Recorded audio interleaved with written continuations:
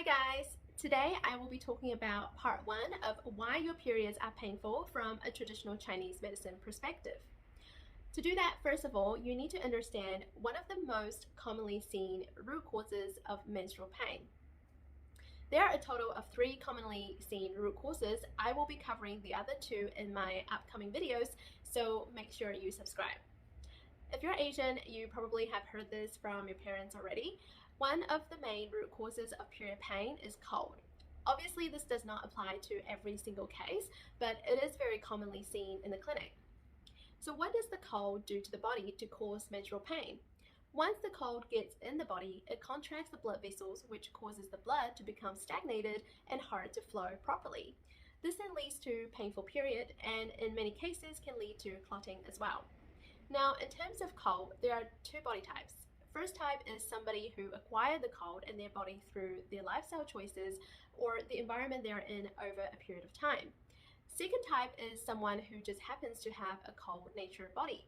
So this kind of person is usually colder than those around them, have cold hands and cold feet for as long as they can remember, basically like a living ice block. In Chinese medicine, we call this yang deficiency. So you're probably wondering, how does a cold even get into the body in the first place, right? Well, in Chinese medicine, we believe that during menstruation, the uterus is in a weakened state. The blood connecting channels in the body are open and the space between the skin and muscles is vulnerable to cold invasion. This is even more so during puberty years and after labor, because that's when the body is vulnerable from going through many changes. There are 2 ways the cold can invade the body and cause period pain. First one is through being exposed to the cold weather from not wearing enough clothes. One of the biggest no-no is wearing crop tops or clothes during menstruation that expose the abdomen or the lower back to the cold. This is where your blood connecting channels are and where your uterus is, so be mindful of what you're wearing. You always want to make sure that you are warm during menstruation to avoid period pain. For me, when I was in high school, I remember our uniform was a button-up shirt, a sweater, and a skirt all year round.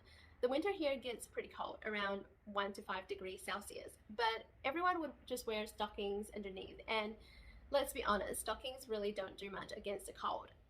And then when we have PE class, our PE uniform was literally a t-shirt and a pair of shorts. So we would wear that, and to warm up, we would do laps around the field barefoot on the cold grass. Sometimes that's first thing in the morning when there's still plenty of frost on the grass. That's how it was growing up here in New Zealand. And when I turned 18 for a few years, everyone was busy going out clubbing, even in the middle of winter. And we would wear these short dresses or mini skirts because we didn't care how cold it was as long as we looked good. Let me know in the comments if you went through the same thing. I've definitely changed a lot since then. Now it's all about the warmth and comfort. So anyways, the reason I'm talking about this is because there are 3 channels running from your feet up to your body that plays a huge role in your reproductive system.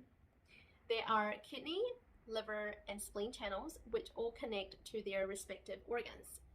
So even though your abdomen might be covered the whole time, but the cold can actually travel through these channels up your legs into your uterus, causing menstrual pain this way.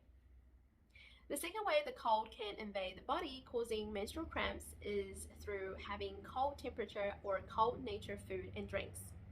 Cold temperature meaning like ice cream, ice block, yogurt, smoothies, cold drinks straight from the fridge, or salads from the fridge.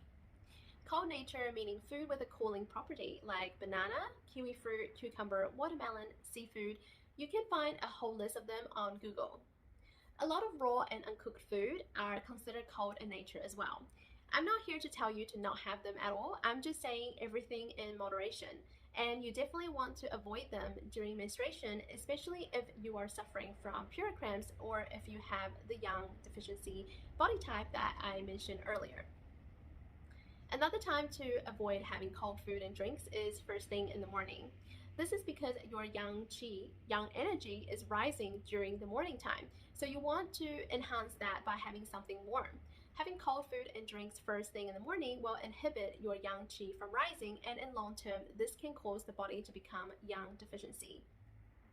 This is why when you understand the reason behind period pain, you can avoid it naturally or prevent it from getting worse. The key here is to wear warm clothes, avoid cold temperature and cold nature food and drinks during your period.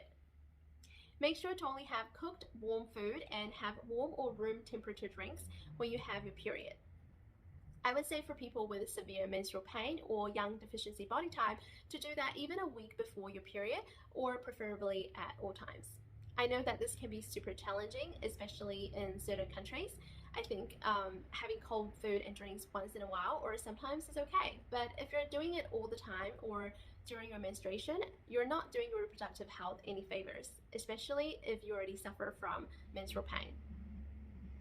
So if you'd like more content on women's health from a traditional Chinese medicine perspective, make sure to like this video, comment below, and subscribe to my channel. In my upcoming videos, I will be talking about other common reasons behind period pain and how to avoid that, and how you can actually relieve period pain naturally at home within seconds. So stay tuned.